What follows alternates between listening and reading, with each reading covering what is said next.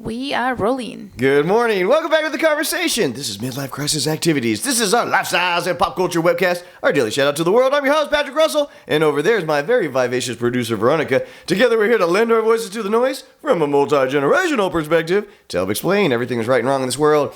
Good day to you, Veronica. Very important topic for us to explore today. Our car lease is coming up, and now we need to make a big decision as to what we're going to do for our next car, but you and I are business owners, aren't we?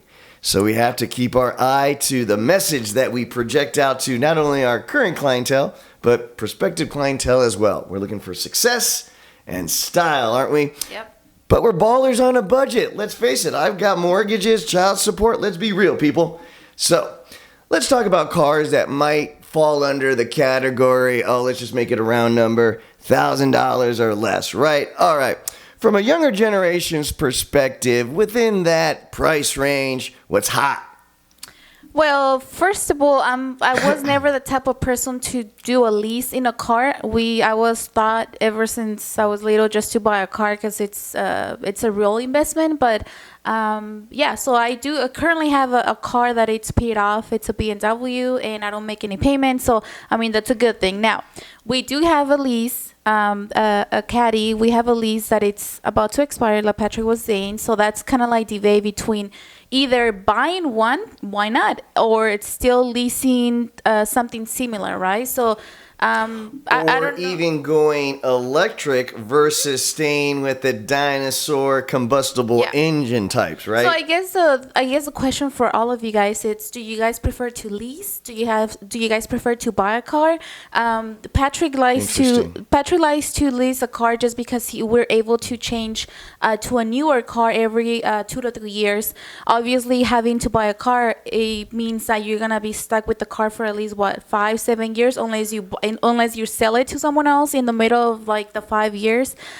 So yeah, we're still kind of going back and forth. Well, you say we're going back and forth, but I've kind of made up my mind internally on a few things. First and foremost, the biggest question for us is, are we going to stay with the Cadillac, right?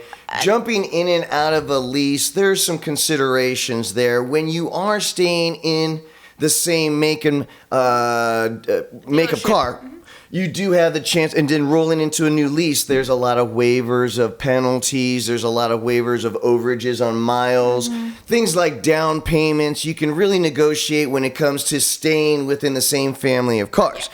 Jumping out is when you have to worry about all of the extra hidden costs of trying to divorce yourself from a long-term lease relationship. So that's the first consideration. For me, the new LaRique all-electric Cadillac that has just been released looks real sexy to me. Something that I wouldn't mind rolling into first just to handle the lease situation. Second, I'm a new bells and whistles guy, and that car looks like it comes with all the bells and whistles, even as a base model, which keeps us on our baller on a budget level. So that's the first thing that we have to decide. Stay in the lease or jump out and divorce ourselves from a long-term relationship and deal with all the hidden costs that might come. Second thing is, well, what type of car are we talking about here? If we are going to divorce Cadillac, are we talking about the Jaguar? Mm-hmm. You know, the lower versions. Let's be honest. You're talking about the XF sedan or maybe the F-Pace. Teslas are still there. I prefer, to be honest, if we're going to go with an electric car, to go with something a little bit more snazzier than the Tesla, but that's obviously a very reliable selection, not only from a personal side, good trunk space, good stuff for the family as far as not just luxury, but practicality. Yeah. But it's also for the business side of it, still very trendy and hot. Teslas are still trendy and hot with the younger generation, right? Well, before we even got the Caddy, right? About 2 years ago, I was so convinced that I wanted to get a BMW, then we went to the dealership and it took us probably like 30 minutes just in and out, and then he signed the documents and whatever. So that was an easy part. I was never pleased with the Caddy that we got, even though it was a new one back 2 years ago. It was a brand new one. What is it, 2019? Correct. So I don't like the truck. I mean, I just don't like this isn't going to be the same type of truck. Well, test driving is very important, right? This is just the initial conversation. We've got plenty of time, several months before you have to make a decision. I'm looking at the new Cadillac. What is it? Lyric. ELR. That's what it says here, and I mean that looks pretty nice.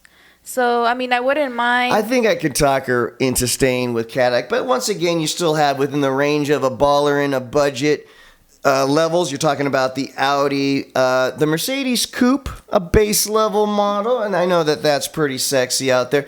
BMW, Audi, the Volvo S60. I don't know, that's more of a family based kind of all around car. Maybe loses just a little bit of its sexiness, but still great looking car. There's plenty of options out there, but what would you guys decide out there if you had $1,000 as your budget for your baseline car? Going to be something as a write-off as well. Come on, we keep ourselves a mileage log on our app, on our phone to keep it down to the mile. So you have that as a consideration as well. But please, let us know what you think we should do. Stay in the lease, break the lease. Stay with the combustible engine, time to go electric. Guys, there's no right answer, there's no wrong answer, but there is your opinion. Please use the comment box below. It'll make the show a whole lot more fun. Guys, it doesn't matter what comes your way today. It doesn't matter what obstacles or challenges you may face. You just need to remember one thing. Give 'em hell. Have a great day.